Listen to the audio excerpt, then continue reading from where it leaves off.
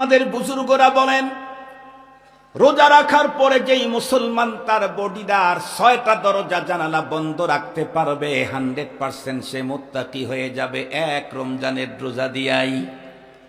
আর যদি বডির দরজা জানালা খোলা রাখে 50 টন এসির পরিবর্তে 100 টন চালায় যেমন কাঙ্ক্ষিত মানের ঠান্ডা হয় নাই, এক রমজানের পরিবর্তে 1000 বছরের রমজান দিয়েও এই আল্লাহর বান্দা আল্লাহর বন্ধু হতে পারবে না। তাহলে এখন আমাকে জানতে ইচ্ছে করে, হুজুর সেই 6টা দরজা জানালা কি কি যেগুলি আমাকে বন্ধ করে রাখতে হবে সিয়াম সাধনার কমপক্ষে এই 1 মাস, তাহলে আমি আল্লাহর বান্দা বন্ধু হতে পারবো? একেবারে শর্ট করে বলি, নাম্বার 1 জবান কন্ট্রোল। কেউ কেউ বলতে পারেন, হুজুর জবান আর কত কন্ট্রোল করব? সারাদিন সুবহে সাদেক থেকে সূর্য অস্ত পর্যন্ত কোনো কিছুই তো খাইলাম না, পান করলাম না, আর কত কন্ট্রোল করতে বলেন? তাহলে আমি বলবো, দোস্ত, রোজা রাখার মাধ্যমে আমরা আমাদের জবানের ইনপুট বন্ধ করছি, কিন্তু এক্সপোর্ট বন্ধ করতে পারি নাই। ইনপুট বন্ধ করছি, ভিতরে ঢুকাইতেছি না কিছু, কিন্তু এক্সপোর্ট, কথা বলেন না কেন?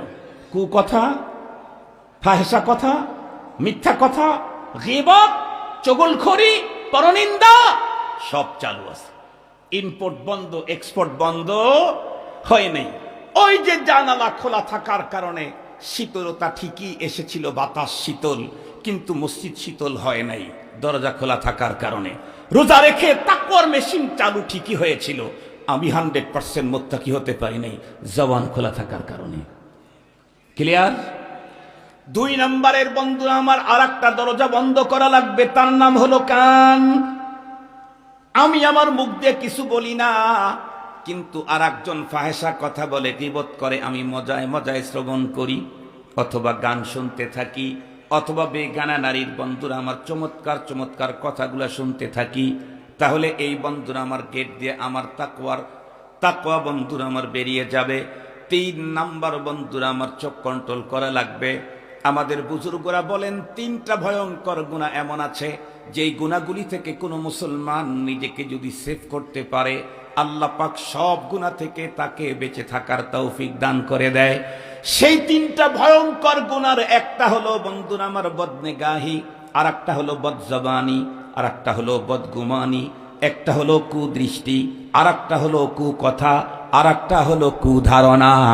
এই 2টা কু আমাদেরকে বন্ধুরা আমার 3টাই রোজা রাখার পরে বন্ধ করে দিতে হবে। 4 নাম্বার, অঙ্গ প্রত্যঙ্গকেও কন্ট্রোল করা লাগবে। আমার কোনো অঙ্গ দিয়া শরীয়তের খেলাফ কোনো কাজ যেন বন্ধুরা আমার বিল খুসুস রমজান মাসে প্রকাশ না পায়। 5 নাম্বার, এত কিছু করার পরেও সাহারি আর ইফতারে খেতে হবে 100% হালাল খাবার।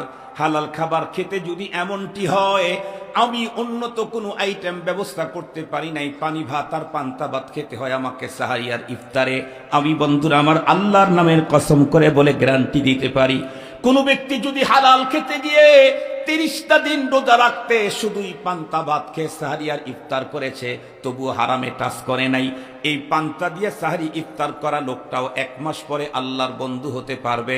পক্ষান্তরে সাহারিতে 25 আইটেম, ইফতারে 60 আইটেম খেয়েছে, কিন্তু হালাল না হারাম। মনে রাখবেন, হারাম খোর কখনো আল্লাহর বন্ধু হওয়ার সুযোগ নাই।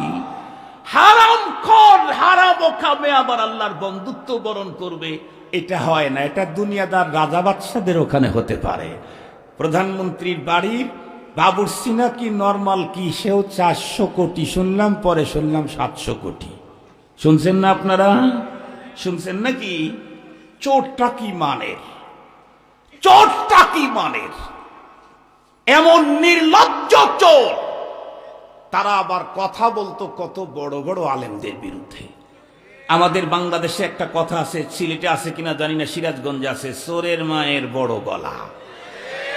চোরের মায়ের বড় গলা, আল্লাহ তাআলা হেফাজত করুক। 6 নাম্বার, হালাল খেয়েছি সাহারি আর ইফতারে। 6 নাম্বার হলো, এত কিছু করার পরেও হালাল খাবারও যদি হয়, ওয়াইন কানা হালালান তাইয়্যিবা, হালাল তো হালাল আবার তাইয়্যিব যদি হয়, তারপরেও উদর ভরে খাওয়া যাবে না, রোজার রুহানিয়াত নষ্ট হয়। রোজা ফরজ করবার জন্য আল্লাহ পাকের অনেক টার্গেট আছে, তার মধ্যে একটা হলো লাআল্লাকুম তাত্তাকুন, এটা মেজর টার্গেট। এছাড়া আরো টার্গেট আছে, তার মধ্যে একটা হলো বিত্তবান অভুক্ত মানুষের উপবাস থাকার দুঃখ বেদনা কিছু হলেও বুঝতে পারা, যাতে করে তারা অফি আমওয়ালিহিম হাক্কুল লিসাইলি ওয়াল মাহরুম, এই আয়াতের উপরে আমল করবার তৌফিক তাদের হয়ে যায়। মুহতারাম হাজরিন, লম্বা কথা, এই 6 শর্ত মেনে সিয়াম পালন করলে 1 মাসেই আল্লাহর বান্দা থেকে আমি বন্ধু হতে পারবো। চেষ্টা করবো তো ইনশাআল্লাহ সামনের মাসে।